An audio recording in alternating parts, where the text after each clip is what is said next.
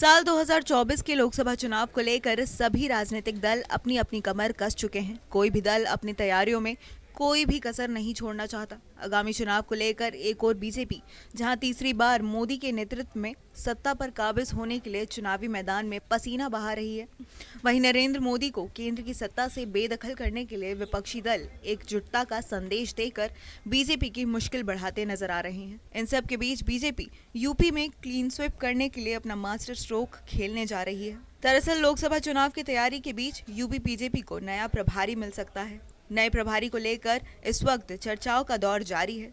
BJP में फिलहाल इसे लेकर मंथन चल रहा है, लेकिन खबरों की माने तो नितिन पटेल उत्तर प्रदेश बीजेपी के नए प्रभारी बन सकते हैं।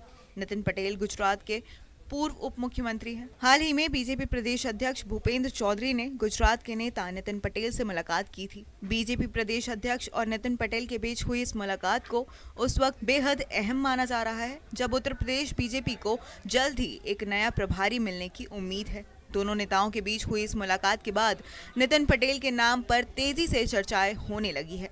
फिलहाल यूपी बीजेपी का प्रभारी बनाए जाने की रेस में गुजरात के पूर्व उप मुख्यमंत्री नितिन पटेल के साथ ही अन्य नेताओं का नाम भी चर्चा में है, जिसमें केंद्रीय मंत्री अनुराग ठाकुर, धर्मेंद्र प्रधान और सीआर पाटिल का नाम भी रेस में शामिल है। वहीं बताया जा रहा है कि हाल ही में पार्टी ने नितिन पटेल को 30 जून तक चलने वाली बीजेपी के महाजनसंपर्क अभियान में उत्तर प्रदेश की 2 और उत्तराखंड की 3 सीटों की जिम्मेदारी सौंपी थी।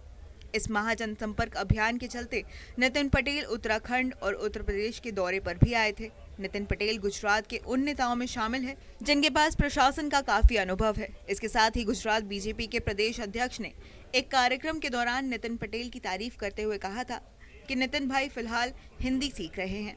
उन्हें जो जिम्मेदारी दी गई है उसके चलते वो हिंदी सीख रहे हैं। लोकसभा चुनाव को लेकर बीजेपी की यूपी पर सबसे ज्यादा नजर है।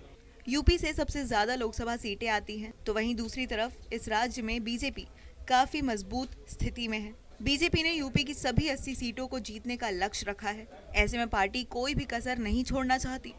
बीजेपी लगातार जनता के बीच जाकर पार्टी को बूथ स्तर पर मजबूत करने की कोशिश में जुटी है और ऐसे में यूपी में बीजेपी संगठन में कई बदलाव किए जाने की